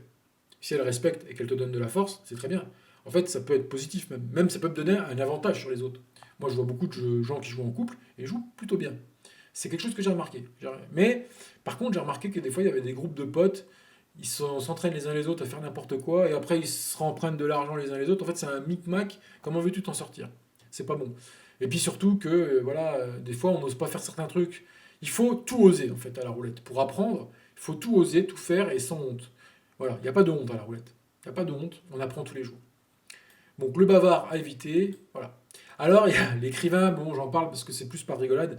En fait l'écrivain c'est le mec qui vient, il va noter des tas de trucs, il va noter des tas de numéros, il va gribouiller dans tous les sens, il va passer son après-midi à jouer les scientifiques. Tu sais, t'as l'impression que c'est le professeur Tournesol. Moi j'en ai connu des mecs comme ça, j'en ai connu un, il était franchement marrant, quoi. Il venait, il avait des cahiers dans tous les sens, c'est-à-dire qu'il notait sur des mois. En fait il avait les statistiques de pendant des mois, quoi. c'est incroyable, il avait des cahiers remplis et remplis, et donc il essayait de se baser sur tout l'ensemble des statistiques qu'il avait. Puis le mec, il faisait jamais rien, quoi. C'est l'écrivain. Voilà, c'est le mec qui va te barbouiller des statistiques, machin. C'est rigolo, quoi. C'est des mecs, je sais pas si. C'est un peu des extraterrestres, quoi. Tu les vois. Déjà, il parlait tout seul, le gars. Le gars, il parlait tout seul et tout, donc il faisait un peu flipper, quoi. Il parlait tout seul, et puis il était là, il avait tous ses feuilles autour de lui et tout. Et puis, je pense qu'il lui a donné un genre aussi, presque.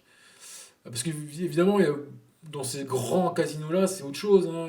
Quand vous allez en gain, c'est-à-dire que vraiment, un village, quoi. Vous rentrez dans le casino, c'est un petit village, et donc il y a les gens connus, il y a les gens habitués, il y a les gens. Donc lui, il avait une espèce de posture, genre, regardez-moi, je suis sur un pro des pros des pros, hein, puisque j'ai une tonne de statistiques sur moi sur des années. Et c'est lui, justement, qu'on m'avait dit qu'il avait été très grand gagnant par le passé, mais à la roulette tradie.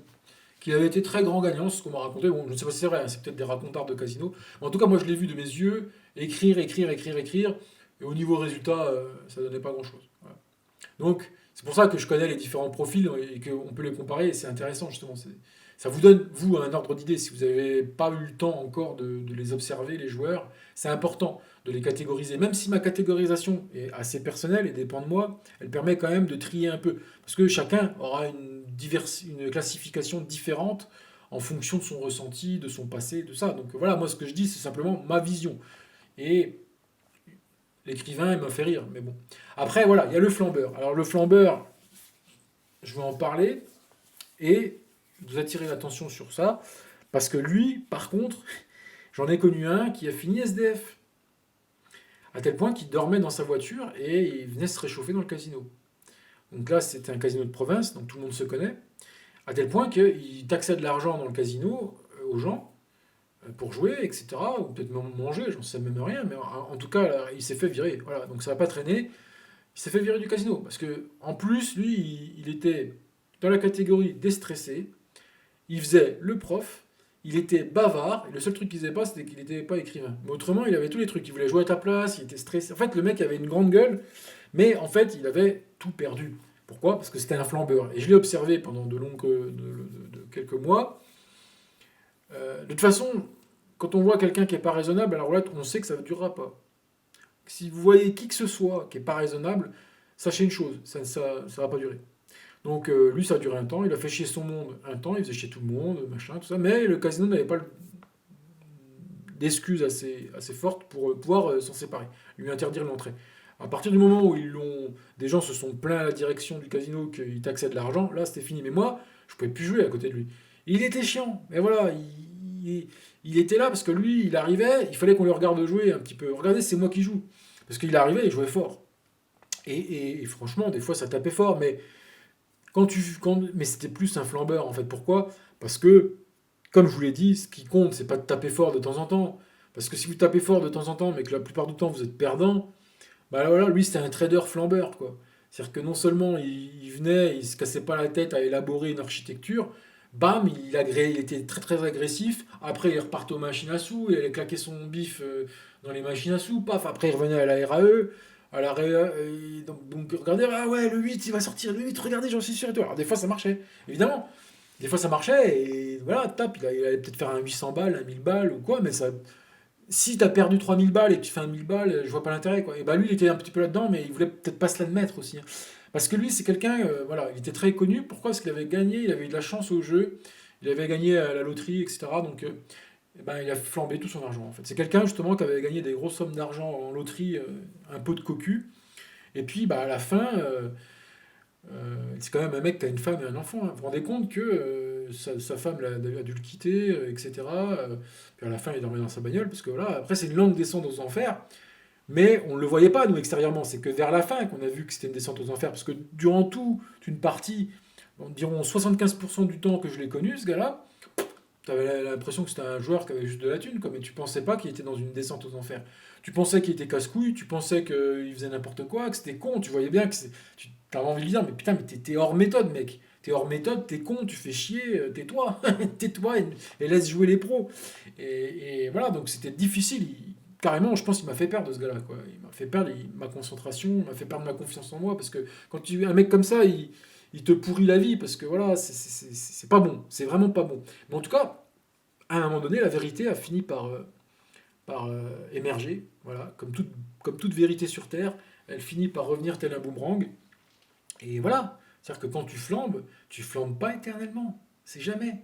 Et la roulette, c'est quelque chose qui te fait perdre, et quand tu es dans un mode comme ça, tu perds, mais des sommes quotidiennement, ou à chaque fois que tu viens, si c'est pas quotidiennement, c'est toutes les semaines, en tout cas, voilà, un flambeur, c'est quelqu'un qui vient au minimum une fois par semaine, quoi. Mais lui, c'était quasiment tous les jours qu'il venait. Et quand tu perds de l'argent tous les jours, même si tu en as beaucoup, au bout d'un moment, bah, tu n'en as plus, quoi.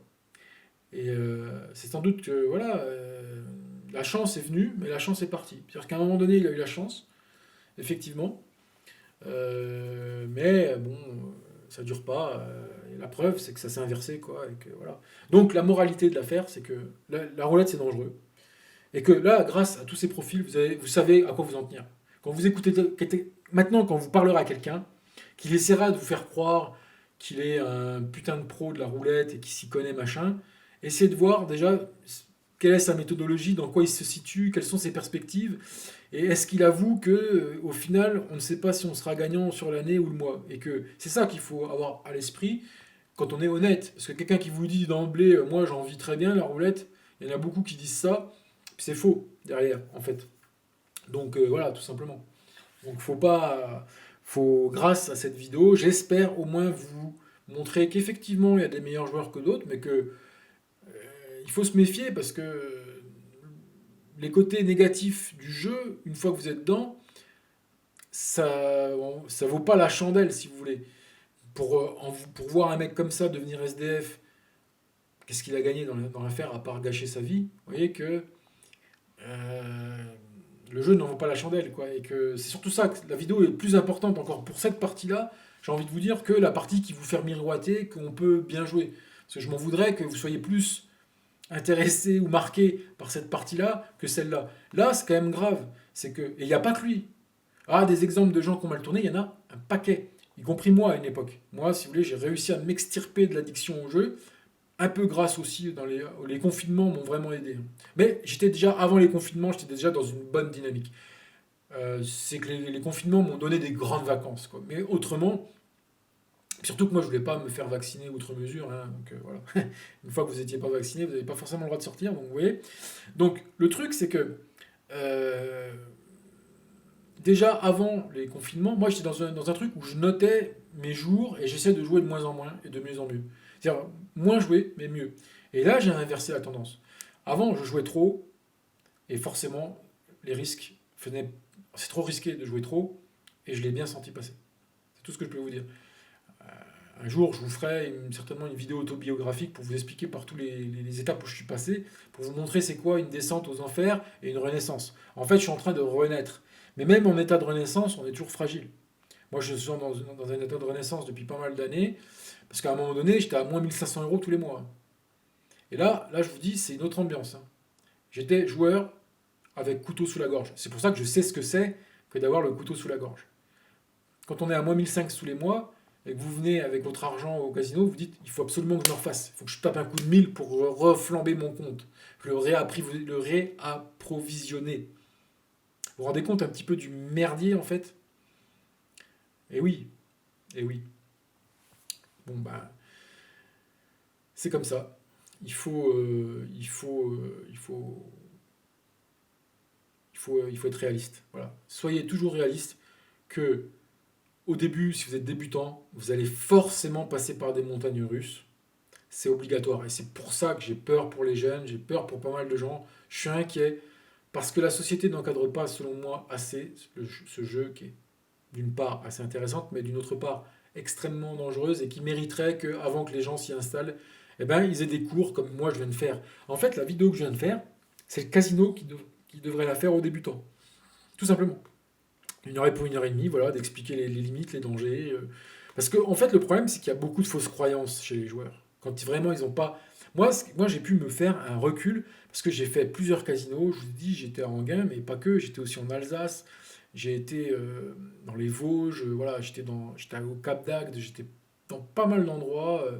Et franchement, j'ai réussi à me faire un recul, mais qu'on n'a pas quand on est simplement Dédé qui va au casino du coin. Il connaît que ce casino et il n'a vu que ce qui s'y passait. Mais moi, je peux vous dire une chose, dans les petits casinos, tu as peut-être un bon joueur ou deux, et le reste, c'est du blabla. Donc comment le différencier?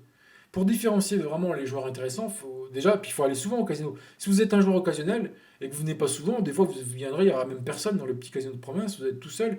Et puis si vous aimez pas traîner ni sympathiser, vous ne les verrez jamais ces gens-là. C'est parce que moi, à force, j'ai tellement traîné à Enghien-les-Bains que j'ai fini par sympathiser avec tous ces gens-là. Et qu'après, justement, quand j'ai vu des gens bien jouer, j'ai continué cette mode de sympathisation avec des joueurs que j'ai vus en province.